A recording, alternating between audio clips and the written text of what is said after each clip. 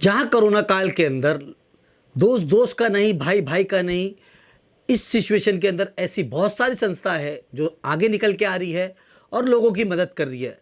ऐसे ही एक संस्था है मेमन फेडरेशन करके, जो लोगों की मदद करने के लिए लगातार पिछले 1 साल से मेहनत कर रही है। और ये एनजीओ जो है, ये काफ़ी पुराना एनजीओ है और बहुत सारे लोगों की मदद करते हुए आया है, चाहे कोई भी कारण हो या कोई भी सिचुएशन हो। ऐसे आपदा काल के अंदर मेमन जमात है, वो लगातार लोगों की मदद कर रही है। हमारे साथ बात करने के लिए मौजूद है इकबाल मेमन ऑफिसर, जो एक बड़ा नाम है, एक बड़ा चेहरा है। और लोगों की बात करें तो लोगों की मदद करते हुए ये काफ़ी ज़माने से और काफ़ी लोगों की मदद कर रहे हैं। इकबाल सर, ये सबसे पहला सवाल मेरा ये है कि आप ये बताइए, ये जो जमात है ये किस तरीके से लोगों की मदद कर रही है, और ये दूसरा जो वेव आया है मुंबई और महाराष्ट्र के अंदर सबसे ज़्यादा असर दिखाया गया है, इसको किस तरीके से देखते हैं और आप लोगों ने किस तरीके से लोगों की मदद की है? बिस्मिल्लाहिर्रहमानिर्रहीम। सबसे पहले तो मैं आपका एफ न्यूज़ का शुक्रिया अदा करता हूँ। आपके माध्यम से कुछ मैसेज आवाम को हमारे जाएंगे। ऑल इंडिया मेमन जमात फेडरेशन 500 मेमन जमात पूरे हिंदुस्तान में फैली हुई है, उसका एक फेडरेशन है, उसका मैं सदर हूँ। मेरा नाम पूरा इकबाल मेमन ऑफिसर है। और ये संस्था जो है 1971 11 अप्रैल को इसका जन्म हुआ। तब से अल्हम्दुलिल्लाह ये भलाई का काम, फलाही का काम करते आ रही है। और ख़ास करके मेमन बरादरी को पाँव पे खड़ा करना, उनका हाउसिंग के मसले को, उनको मकान लेके देना, कॉलोनियाँ बनाना, हॉस्पिटलाइज जो मेमन है, बीमार है, उनको मदद करना, एजुकेशन की मदद करना, ऐसे बहुत सारे काम ऑल इंडिया मेमन जमात फेडरेशन करते आई है। ये सारे रेगुलर काम हैं। मगर जब आपने जैसा कहा कि जो आपदा आती है, मुसीबत आती है, तकलीफ़ आती है, आसमानी और सुल्तानी मुसीबत जो आती है, उसमें ऑल इंडिया मेमन जमात फेडरेशन हमेशा खड़ी रहती है। अभी कोविड का जो पिछले साल से जो चल रहा है, हम लोगों ने जो बेकार हो गए थे, 2-2, 3-3 महीने तक परेशान थे, जो रोज़ के कमाने वाले, रोज़ के खाने वाले थे, रिक्शा चलाने वाले, सब्जी भाजी बेचने वाले, मज़दूरी करने वाले, उनको 1500 रुपये की किट्स बना करके हम लोगों ने पूरे हिंदुस्तान में मेमन बरादरियों को हमने भेजा, जिसके अंदर न सिर्फ मेमन बल्कि नॉन मेमन और नॉन मुस्लिम को भी हमने ये किट्स, जो अनाज की किट्स है, वो हमने पिछले साल बांटी। इस साल हम 10,000 रुपया कोविड के जो पेशेंट हैं उनको दे रहे हैं, 25,000 रुपया जो हॉस्पिटलाइज है उनको हम दे रहे हैं। और इसके अलावा हमारी एम्बुलेंस कई जमातों के अंदर हमारी चल रही है, बॉम्बे के अंदर एम्बुलेंस चल रही है। और परसों आपने देखा कि सलम इलाके में बैठी चाल के अंदर हमने जहाँ एम्बुलेंस जा नहीं सकती है और कोविड के पेशेंट बहुत ज़्यादा अक्सरियत वहाँ पर है, और कोई रिक्शे वाला या एम्बुलेंस वो पेशेंट को लेने के लिए तैयार नहीं होते क्योंकि कोविड पेशेंट है, तो वो उसके लिए हम लोगों ने मोबाइल रिक्शे की सर्विस चालू की। और उसके अंदर ऑक्सीजन सिलेंडर हमने रखा है, और रात दिन 24 घंटे का ड्राइवर हमने उसको मुकर्रर किया है, और वो पेशेंट को हॉस्पिटल में भिजवाएंगे। अब तक 11 पेशेंट जो है उसका फ़ायदा 3 दिन हुए, बल्कि 2 दिन हुए, 11 पेशेंट उसका फ़ायदा उठा चुके हैं।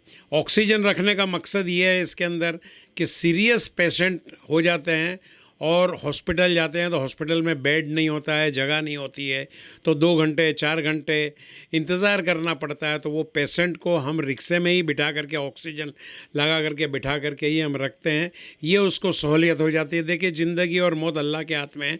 हम ये नहीं कहते हैं कि ऑल इंडिया मेमन जमात फेडरेशन लोगों को ज़िंदगी देती है, मगर एक बात ज़रूर बोलेंगे कि राहत हो जाती है और उसकी हो सकता है जान भी बच जाती है।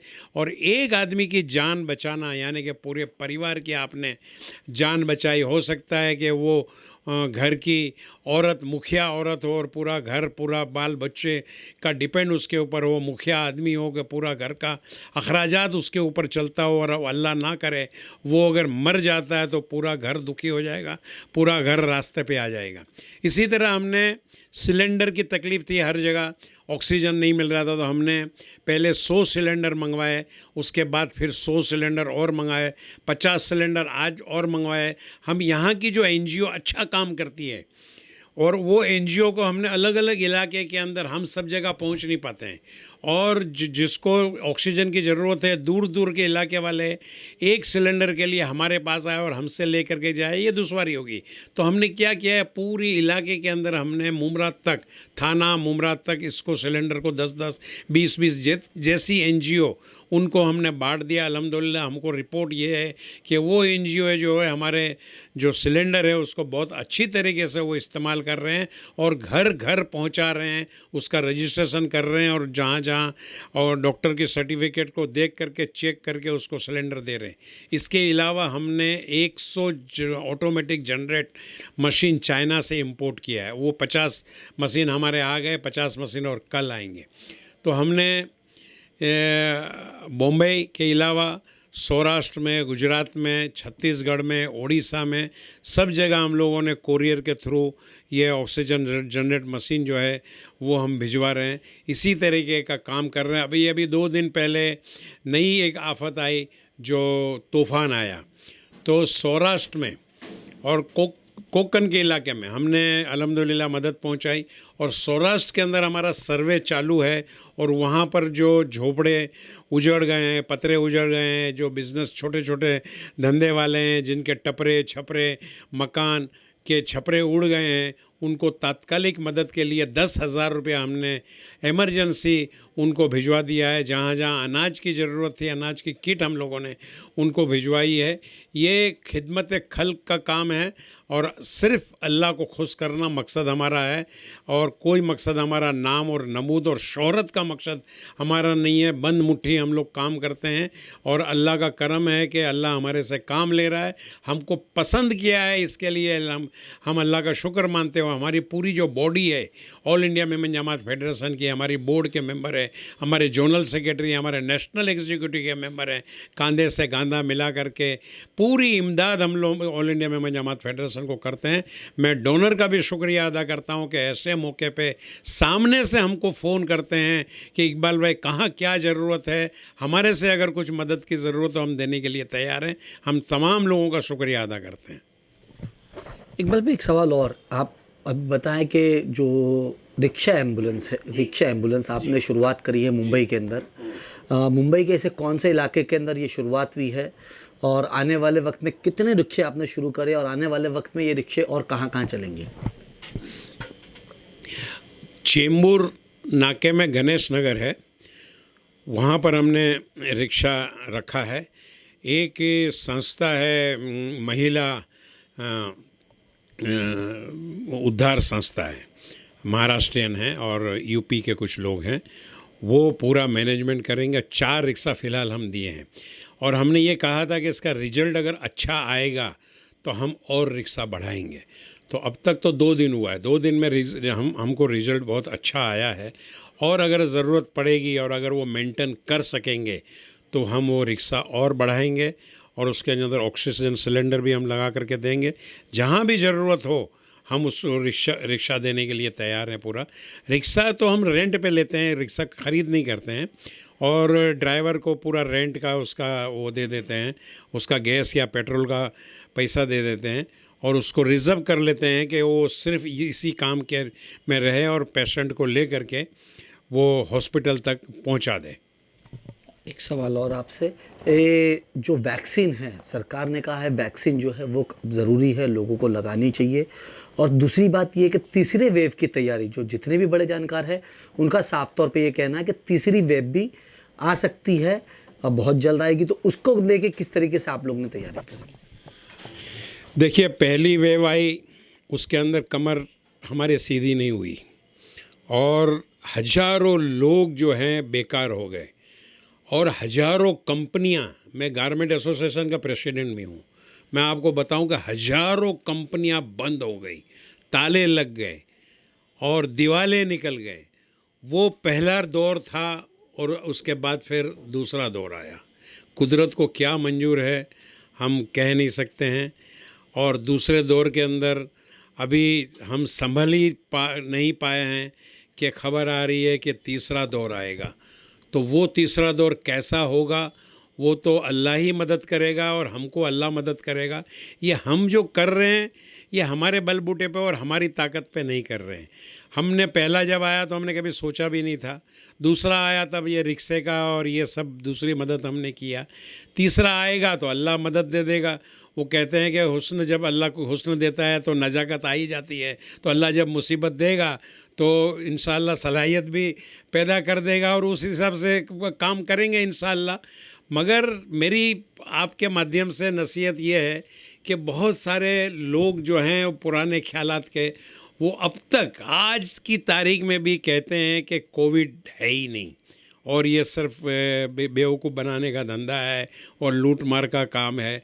मगर मैं आपको बताऊं कि मेरे बॉडी के मेंबर, हमारे नेशनल एग्जीक्यूटिव के मेंबर, हमारे दोस्त ब्रदर, बहुत सारे पहचान के जो 20 साल 25 साल 30 साल 40 साल की उम्र थी, हमारे नज़र के सामने हट्टे कट्टे चलते फिरते बेचारे 4 दिन गए हॉस्पिटल में गए और ऑक्सीजन नहीं था, कहीं दवाई नहीं थी, कहीं बेड नहीं था और बेमौत बेचारे मर गए। अल्लाह सही शहादत का दर्जा उनको दे। मगर ये इसके अंदर एहतियात करना बिल्कुल ज़रूरी है। और वैक्सीन का इंतज़ार हम करते थे, 1 साल लगा वैक्सीन का इंतज़ार करते करते। वैक्सीन अल्हम्दुलिल्लाह आई, मगर कुछ लोग अभी भी कहते हैं कि भाई वैक्सीन आप मत लो, कुछ होने वाला नहीं है।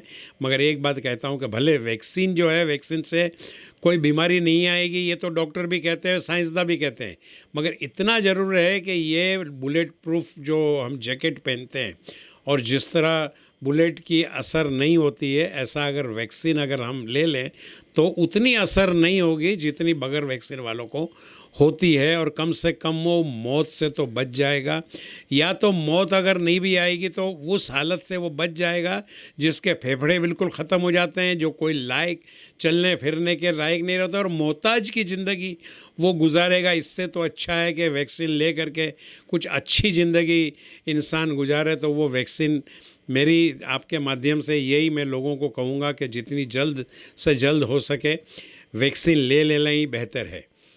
इसमें हमारे लायक अगर कुछ काम होगा, हमारी ऑफ़िस है, हमने रशीद भाई कापड़िया को भी ऑफ़र किया था कि भाई हमारी ऑफ़िस के अंदर अगर वैक्सीन का सेंटर अगर आपको खोलना है तो हम देने के लिए तैयार हैं, सर्विस देने के लिए तैयार हैं। उसके अंदर जो भी अखराजात होंगे वो भी हम देने के लिए तैयार हैं।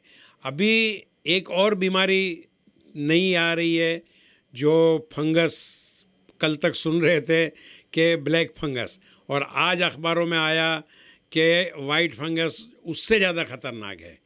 तो हम उसका जायज़ा ले रहे हैं और अगर ज़रूरत पड़ी उसका इंजेक्शन या उसका वैक्सीन या उसके दवाई के लिए ऑल इंडिया मेमन जमात फेडरेशन पहल करेगी।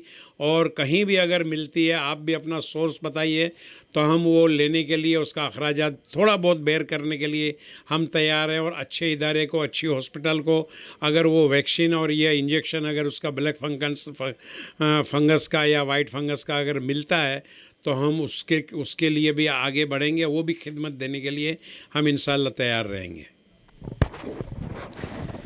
सरकारें दावा तो बहुत करती है कि हमने ये किया वो किया, लेकिन ये एनजीओज और ये संस्था अगर सामने नहीं आए तो सरकारें भी कहीं ना कहीं फेल नजर आएगी। तो हिंदुस्तान जो है इसी के बदौलत चलता है, चाहे सरकार हो, चाहे एनजीओ हो, चाहे सोशल वर्कर हो। अगर हिंदुस्तान से सोशल वर्क खत्म हो जाएगा तो वाकई में हिंदुस्तान में आने वाले वक्त में काफ़ी तकलीफ नजर आएगी।